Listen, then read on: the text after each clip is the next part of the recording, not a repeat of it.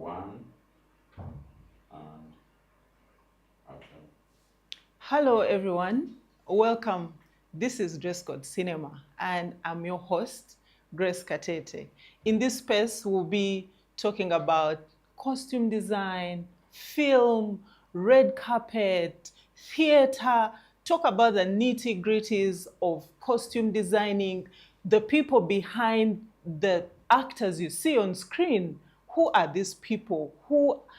How were they dressed? How did they come up dressed like this? We're going to be discussing about all this. We are going to be seeing the celebrities you see on screen here on Dress Code Cinema. And today we have an amazing person. I've worked with this person. I know him, how amazing he is. He is a fashion designer. He is a costume designer. He is an illustrator for fashion, illustrator for fashion. That one is so special. Ladies and gentlemen, help me welcome Jairus Zziwa. Jairus Zziwa. Today we are going to be talking about costume design. He's going to be taking us into the depth, how he creates things, how he creates costume, a Phantom of the Opera, if you guys have heard about that. The films is done, the series is done. It's going to be exciting. I'm excited too. So, ladies and gentlemen, Guy. Thank you so much. That was very exciting. Welcome. Thank you for having me. And yeah, I'm pretty much all of these things that she said and more. Yeah. Yeah. So, Guy, just take us into how you got into theater and film. Well, my journey into theater really started from school because I studied dance at Makerere University, and we really used to come to the theater to perform, to attend events that were organized here. Yeah. So theater was pretty much part of my life in a sense. Yeah. But along the way, I branched off and started doing fashion. So I think I pretty much focused on fashion for like 3-4 years. As you were dancing still. Yes, as low-key dancing. Okay. Not really serious about it. Then I got fired and I decided to just come back and be in theater. So while I was doing theater, I actually there was a program Silent Voices was having, Silent Voices, I don't do it. Yes. Yeah. So as part of that, but I joined it as an intern. Was it an intern? I can't remember. Okay, I joined it, but pretty much I was a dancer on set. A dancer on set. Okay. So while I was doing my thing, dancing, unfortunately, but fortunately for me, the costume designer at the time got an accident and she was put on bed rest. But because I was doing that while still doing fashion, I had a show the weekend before. So the next week when I get back on set, there was a crisis. There was no costume designer. Wow. And then Judith asked me, can you help me costume design? I will pay you this much money. Whoa. And I'm like, there's money, of course. Wow. She had knowledge about your fashion. Yeah, thing because we were friends online on Facebook, and she used to see all the things that I post that and you stuff like post, that when yes. I'm at a show and things they're she was doing she was around, well acquainted. kind of So following, yeah. So I think she saw my images from the show that I had done earlier on over the weekend. Then she was like, can you help me do this? We have a crisis, this is happening. And it's even the way she says it. She said, can I talk to you after this? I'm like, I'm in trouble. I know Yeah. I know Judith. Yeah. But then she gave me a great offer, and I was like, yes, I'll do it. And then I think that very day, as soon as I said yes, offer was sent to the field to figure out what's happening and what. And I did not know anything at the time. I knew nothing. I know. I just had the instructions of this is what I want you to get me, try and get it. So I sort of like went, and it was a great job because Judith was like, this is amazing. She says amazing from the first time. Like I really Wow. didn't get a lot of trouble, you know, Wow. getting around. Then I'm like, but you know what? I think I can really do this. Wow. But from that one, yes, I ended up working with Judith for the next 5 years, doing most of the Projects. the Silent Voices projects until COVID hit. Wow. Yeah. Wow. That's a very good like start off. You actually started off as an HOD, like Yeah. you I were was like the nothing in the background there. Just I know you are not even like guy a that runner, passed. you are not even an assistant, you No. were the HOD. Yeah. Okay, like just to come from that like line, like how did you again, because now if you work, one thing I know, if you work with one director, you get to know how they work. And they Yes. get used to you get used to each other. Yes. But going and now starting to work with other directors, how did you maneuver this? Because now the other director trusted you and knew how you work best, but now you had to go out there and start doing this. Yeah, like how did you manage to, because this was your first time, Yes. then you kind of, you know, did it with her, you did it with her. How did you, let me say, research or educate yourself or get to know, okay, maybe if I do this and it doesn't work, maybe I can do this. How do people do it out there? How, because I see you like just alone there doing this thing, like you have no clue, like, but you do it, you try, then you fail, like, how did you like maneuver, like really going into the industry and start doing this? You see, the thing is, when you work with Judith, you're sort of like learning by default. So once we finished the first show, she hinted on another show. But this time she sort of like took me through the process, like from the beginning. So she called me, she told me in December, I need you free for January because you're going to do this, this, and this, and this. So once January came, she told me, come on the 5th. And I showed up on the 5th and she gave me a script and she told me, read it.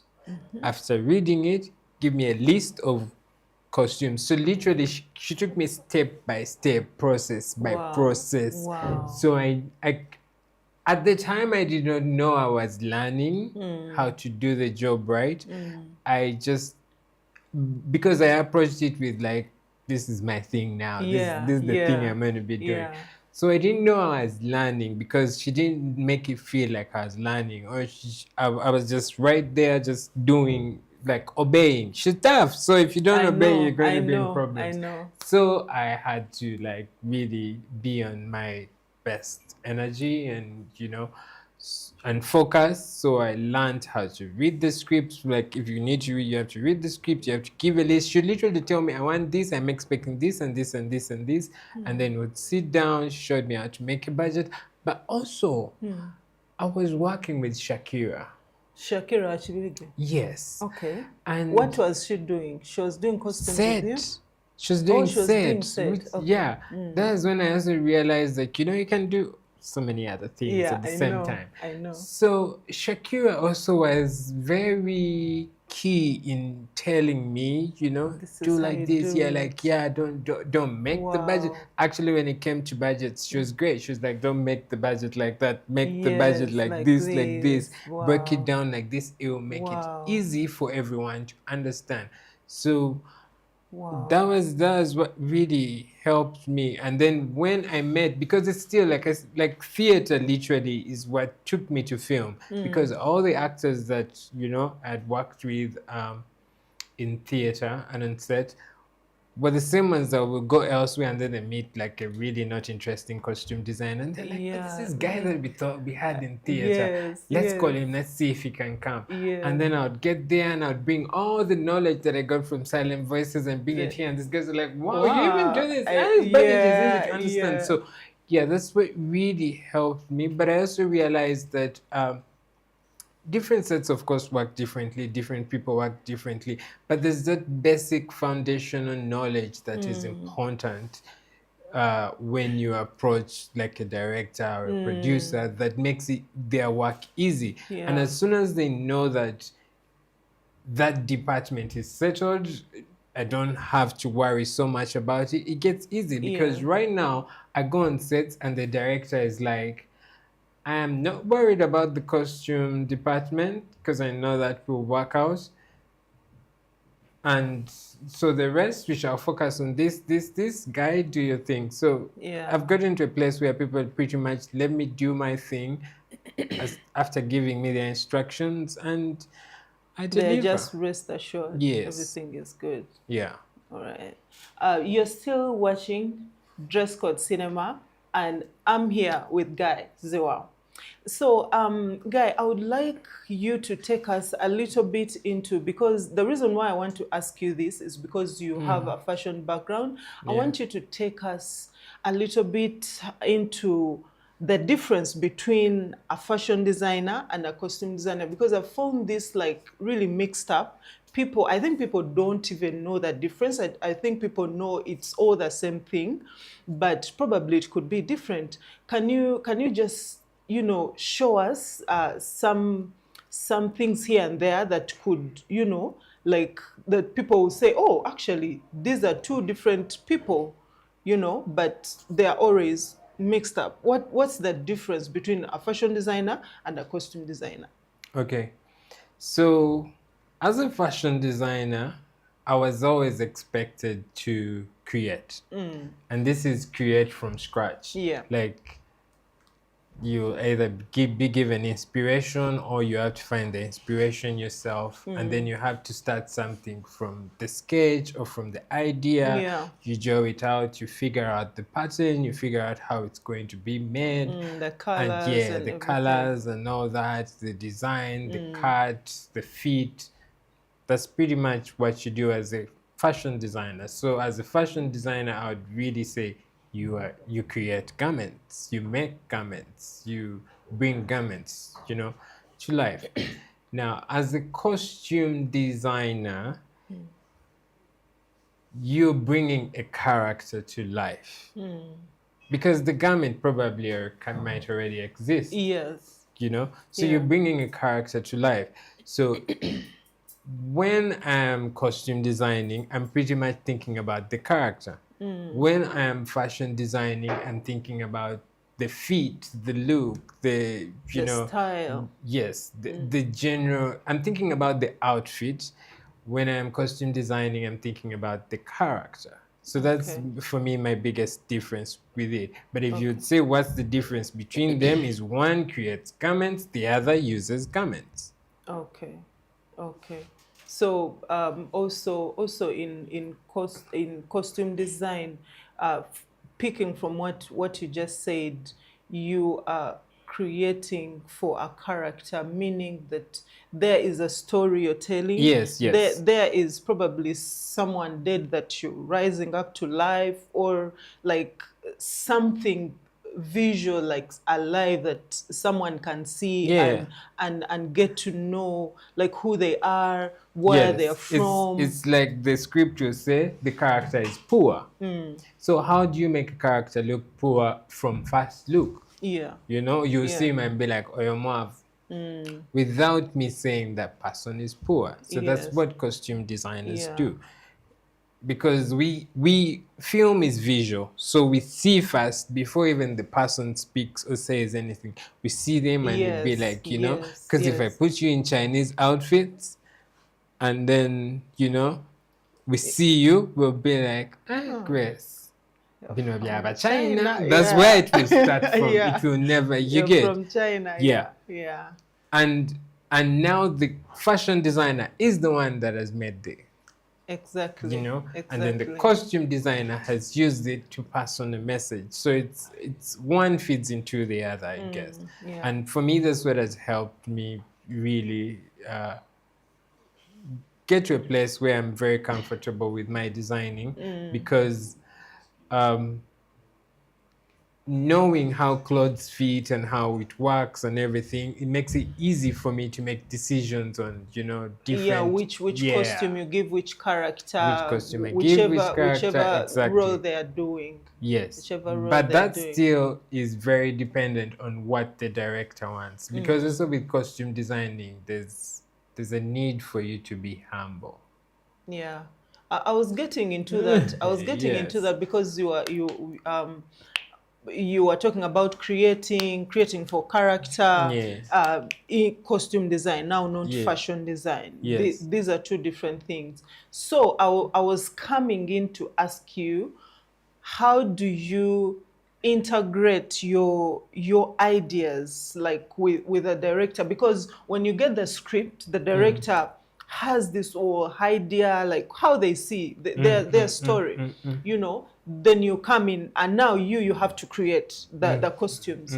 How do you get in their mind and come on the same page with creating costumes? Because now this has to be your vision also, but they also have a vision of how they want a character to look like. Like, how do you merge that? Yes, so like I said, directors are different. There's some directors who know exactly what you want, but they want, for instance, like when I was working with Judith, she knew exactly. She'd give me images and the whole booklet of, this is character Bible, this is how I want everyone to look like, this is, so I had a guide to go by. Other directors are going to be like, give me a mood board, show me something. Kickstart this creative journey for me, because I don't see it. I'm focused on the words and stuff like that. So how I normally merge it is from the very beginning. I tell the director, we have to be realistic, based on what resources we have. If it's $1 million budget and stuff like that, nothing is impossible under the blue sky. We can do it. I'll be yes, which is so rare. Yeah, but if it's unusual things, and you know how our industry is like, then I'll just be like, let's be realistic. That there are certain things, because I can create, so I don't mind whatever they show me. Whatever image you bring, I'm sure we can figure out how to make it. But if the budget doesn't allow, then, because by the time we're sitting down to agree, I've already seen the budget and I understand what's happening. So I'm like, let's be realistic. This is what we can do. This is what we can't do. This will cost us $1 million. This is going to cost us this much. This is a cheaper option. So there's a lot of back and forth between me and the director. But I notice it's very different sometimes when you go on film and even on TV. Because with TV now, the back and forth is between me and the vision bearer. And sometimes that is not what the director wants.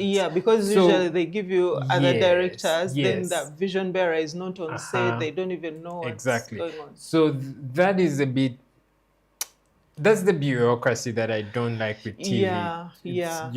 Because if I have to talk now to the vision bearer, they say, no, I want yellow, what, and the director has something. Then that means I have to reach the director and be like, this is what they want. But the director also sees something else. So at the end of the day, as a costume designer, you have to figure out how to play.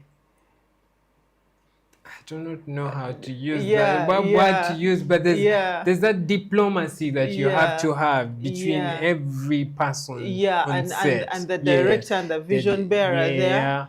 Because now the director reads a script and also has all things they're seeing, but the vision bearer also, actually you already talked to them and you guys settled on things, color palettes and this person, then you're moving. Then before you know it, the director is like, why are you doing I don't like this.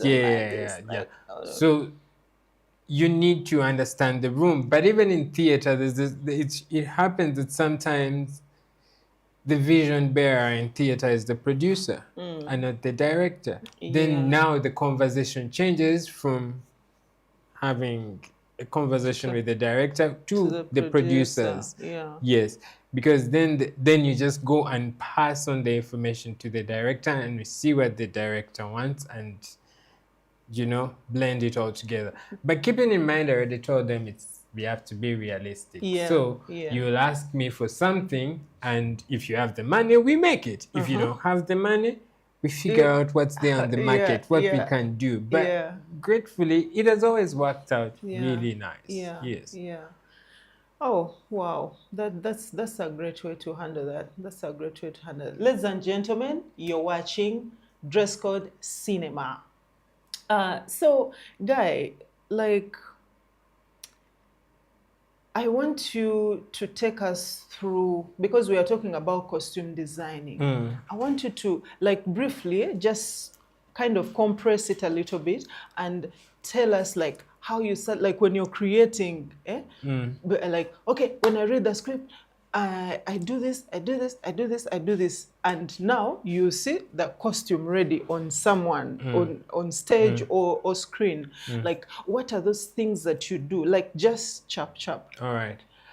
When I get a script, I'm reading through the script, but I'm not reading through the words because I'm just reading through it just to make sure that I get the gist of what conversation is happening. So the things that I'm taking note of are the time of day, how many characters are in a particular scene, how many times are they changing within this scene, what colors, because normally sometimes the scripts come with instructions, he's dressed like this, like that, like this color, yeah, how that. the script describes different characters. Yes. So once I have all that down, then I make a character list. And after making a character list, I make a costume list. So it's a series of lists.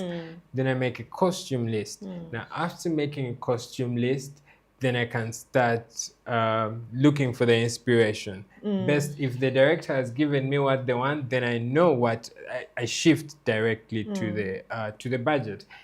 If I have to create a lookbook or something, I go after making a costume list, then I go and create that book, and then from there I create a budget.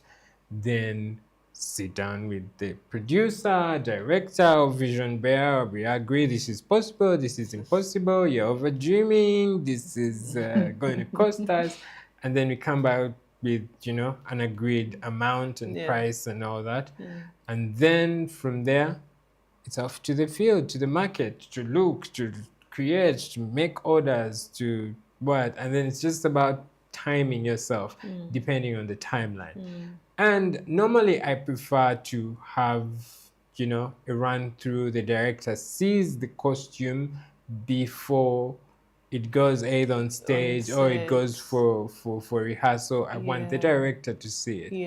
And once the director has seen that and they have approved, then it is just figuring out, does this need a double, does this need to be ironed, does it have this and this that's going on, do I need to fit it and stuff like that, because after the director sees, they'll say it's not fitting right, or we need to add this, we what, because there's always external noise coming in.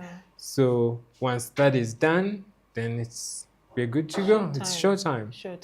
So there's something that you talked about that I always find a challenge, mainly us here, after you've lined up your costumes and everything, like for each particular character, you want the director to come and have a look so that you are on the same page. You are on the same page, because I feel that avoids the back and forth. Yes. Like, or either on stage or on set, you're already there, then the director say, this dress, no, can you get another color? Oh, those pants, no, things like that. I feel it avoids all that, like you're good to go. However, sometimes even after the director has seen your lineup, they will change things on set, they'll change things last minute.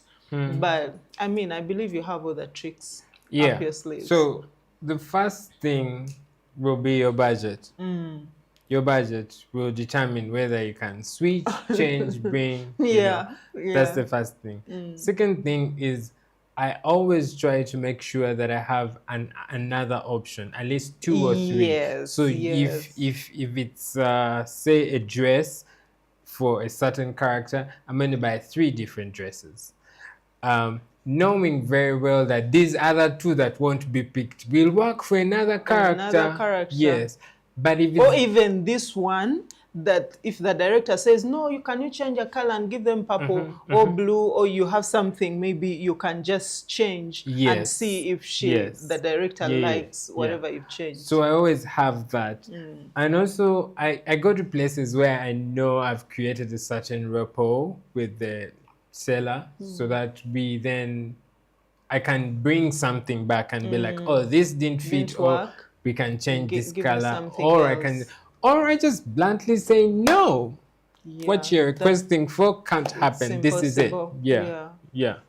If it reaches, because there's sometimes where the budget is like so tiny, I like this, know, you I stretch what, and know. then they're changing their minds, making up, and you're just like, The what? budget. This is out of my hands unless you people can do ABC, So normally, if it's out of my hands, I'll just say no, we can't do Yeah, anything about yeah. it. This is it. Let's work with it. Yeah. If I can, then I'll run and go back and see it and tailor and cut this and add this, I know, and and just but create yes, something from Yes, scratch. but that's also depending on if I have time and if I feel. And the budget too. No, but also if I feel nice enough on set to do it for you, because there's some sets where people just like I so know, mean. creativity takes energy. Yeah, and I just and my energy is drained, and I just want know. to get home and I know, sleep. by the way. And then there are I some know. sets where I'm so energized, I get home and I'm so just do creative and think I was like, everything. yes, I'll do it. I'll do something for you. I know. Yeah. I know. So, Guy, I want us to talk about your. Okay, like lastly, I know you're big on theater. I don't want to like just for us to finish without us, talking about that. You have done like big shows for theater, mainly period plays. Like just in a nutshell, like lastly, what do you consider while doing a period plays or period films? What is your process in making the costumes? Yeah, when you think when they come and tell you, oh, we are shooting this play or this film is from the 80s or 60s, like what do you do, like on the instant? Just now, this is not even, I go and write this and what, but instantly, what do you, like, where does your mind go? How do you feel? What do you do? Because this is big, like you've done so many big shows that we know, and they have been so amazing. Period pieces. What is your instant take on a period film or play? Research. The moment I see it in another era that I'm not from, I'm going down to research. And I'll research until the last day, until the day when the show, goes on. And that's when I'll stop researching about this. Because once I'm doing like a period you just piece, don't do research as you start, you're doing research. the research like is all continuous. through. Yeah. Yes, because I'll watch this, I'll read about this, I'll see what people are doing in the 60s or in the 1800s, and that in itself has made me very knowledgeable about things I'm not supposed to know. I know. But yeah, but that is what has really helped me. And there are foundational ways in eras in which different eras, have been presenting themselves using outfits, and they're quite different. Some eras sort of like seep into the other. Like now we can be really stretching our legs and doing a lot from all these eras and stuff like that. But back then there were particular ways in which things were done and how things looked like and how an outfit looked like. Like you're not supposed to show your ankles. That was like, it was like porn if they saw your ankles. I know. And it's crazy. So yeah, I kind of like really, it's research. That's the one thing that has helped me It's research. make a convincing thing. Yeah, Guy, as we end tonight's podcast, what advice could you give to an upcoming costume designer? Like just a word, uh, whatever advice, information, knowledge, whatever you feel. If you have maybe a younger you, that time before Judith called you, before you were in silent I voices, would- what would you tell yourself? What was either the warning or the knowledge or like just that word? The problem with the younger me was I did not know what I You- wanted. I was just experiencing the So world. someone is there, they don't Yes. know what they want. But now that I know better, I would say, like, really, if you believe you can do it, then you do it. So go for it. It's not really about dreaming and not and creating castles in your head and really not, action is what gets things done. It's how Yeah. you achieve all these Yeah. things that you want to achieve. Yeah. The reason why I was able to do all these shows and stuff like that, even without, people saying that he's not, skilled enough for it, was Yeah. because I actually did it. Yeah. I said that I would and I did. So that's why you see I was able to actually work with Judith for a long time. I was Yeah. able to do Phantom of the Opera, My Yeah. Fair Lady. Yeah. And My Fair Lady was hard because I was alone. I didn't have an assistant. I didn't have what. Yeah. But I Yeah. pulled it off. And Yeah. and also collaboration. Yeah. Learn to collaborate with. To work with, yeah. Yeah, like I said at some point, there's an element of being humble. You just have to humble yourself because you're not the boss in that space. You're not the Exactly, boss in that exactly, space. So humble yourself exactly. and learn to collaborate with everyone. You're like the life center of the production because Yeah. once actors come in and actresses come into your space, they need to leave that space feeling like the character because Grace walks in and Angela is walking out. Yeah. So you need to believe in yourself and believe that you're doing a great job. People will say what they have to say, but just really believe in yourself. That Yeah. is Yeah. my biggest message to the young me. Like, Yeah. you're Yeah. going to kill it. Thank you so much, Guy. You're welcome. Ladies and gentlemen, that was it from us tonight. We had the amazing Jairus Guy, and this is Dress Code Cinema. See you next time. There is more and more and more exciting people, exciting things coming on this show.